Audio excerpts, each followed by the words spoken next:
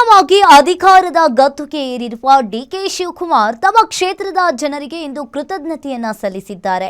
ಮುಖ್ಯಮಂತ್ರಿ ಪಟ್ಟಕ್ಕೇರಿದ ಬಳಿಕ ಮೊದಲ ಬಾರಿಗೆ ಕನಕಪುರಕ್ಕೆ ಭೇಟಿ ಕೊಟ್ಟಿದ್ದಾರೆ.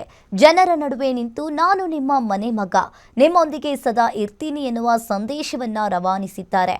ಹಾಗಾದ್ರೆ ಇವತ್ತು ಡಿಕೆಶಿ ಮಿಂಚಿನ ಸಂಚಾರ ಹೇಗಿತ್ತು, ಏನೆಲ್ಲ ಭರವಸೆಯನ್ನ ನೀಡಿದ್ರು ನೋಡೋಣ ಬನ್ನಿ. ಕನಕಪುರ ಕೋಟೆಯಲ್ಲಿ ಸಿಎಂ ಡಿಕೆ ಶಿವಕುಮಾರ್ ಮಿಂಚಿನ ಸಂಚಾರ. ಬಿಡುವಿಲ್ಲದೆ ರೋಡ್ ಶೋ, ನಿಮ್ಮೊಂದಿಗೆ ನಾನಿದ್ದೇನೆಂದು ಭರವಸೆ. ಅಧಿಕಾರಕ್ಕೇರಿದ ಬೆನ್ನಲ್ಲೇ ಡಿಕೆ ಶಿವಕುಮಾರ್ ದಿನಕ್ಕೊಂದು ವಿಶೇಷತೆಗಳಿಗೆ ಸಾಕ್ಷಿಯಾಗ್ತಿದ್ದಾರೆ. ಇವತ್ತು ತಮ್ಮನ್ನು ರಾಜಕೀಯದಲ್ಲಿ ಉತ್ತುಂಗದ ಶಿಖರಕ್ಕೇರಿಸಿದ ಜನತೆಗಾಗಿ ಮಿಡಿದಿದ್ದಾರೆ. ಇವತ್ತು ಬೆಳಗ್ಗೆಯಿಂದ ರಾತ್ರಿಯವರೆಗೂ ಬಿಡುವಿಲ್ಲದೆ ತಮ್ಮ ತವರು ಕ್ಷೇತ್ರ ಕನಕಪುರದಲ್ಲಿ ಮಿಂಚಿನ ಸಂಚಾರ ನಡೆಸಿ ಜನರಿಗೆ ಕೃತಜ್ಞತೆ ಸಲ್ಲಿಸಿದ್ದಾರೆ.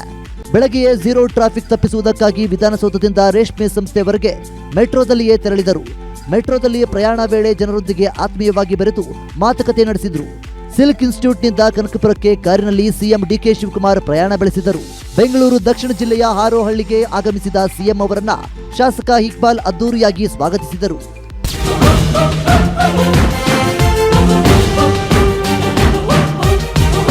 ಈ ವೇಳೆ ಜನರನ್ನು ಉದ್ದೇಶಿಸಿ ಮಾತನಾಡಿದ ಸಿಎಂ ಡಿಕೆ ಶಿವಕುಮಾರ್, ನೀವು ಗೆಲ್ಲಿಸಿದ್ದಕ್ಕೆ ನಾನು ಮುಖ್ಯಮಂತ್ರಿಯಾಗಿದ್ದೇನೆ.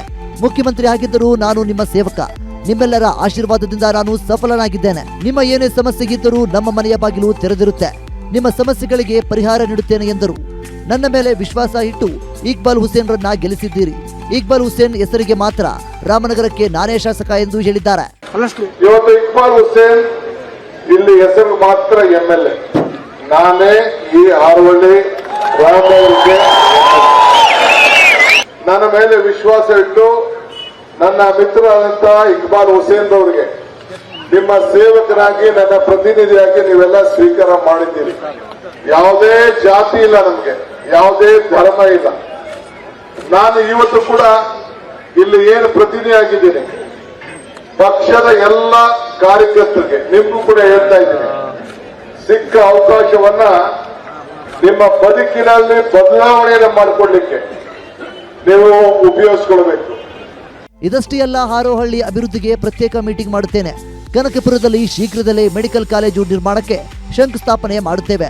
ತುಮಕೂರು, ಬೆಂಗಳೂರು ಗ್ರಾಮಾಂತರ ಭಾಗದವರಿಗೂ ಅನುಕೂಲವಾಗುತ್ತದೆ. ಇಲ್ಲಿನ ಜನರು ಬೆಂಗಳೂರಿಗೆ ವಲಸೆ ಹೋಗುವುದನ್ನು ತಪ್ಪಿಸುತ್ತೇವೆ. ಉತ್ತಮ ವಿದ್ಯಾಭ್ಯಾಸ ಇಲ್ಲೇ ದೊರಕುವಂತೆ ಮಾಡುತ್ತೇವೆ ಎಂಬ ಭರವಸೆಯನ್ನು ನೀಡಿದ್ದಾರೆ. ಇಡೀ ನಮ್ಮ ಸಂಗಮದವರೆಗೂ ಈ ಕಡೆ Malavalli border, Mandya border, Kunigal border ಎಲ್ಲ ಕೂಡ ಇದು ಬೆಂಗಳೂರು ನಗರ ಜಿಲ್ಲೆ. ಆಮೇಲೆ ಇದು ಭಾಗವಾಗಿ ಆಯ್ತು. ಅದು ಚಿಂತೆ ಇಲ್ಲ. ನಿಮ್ಮ ಅಭಿವೃದ್ಧಿಗೆ ನಾನು ಪ್ರತ್ಯೇಕವಾದಂತಹ ನಾನು ಮಾಡ್ತೇನೆ.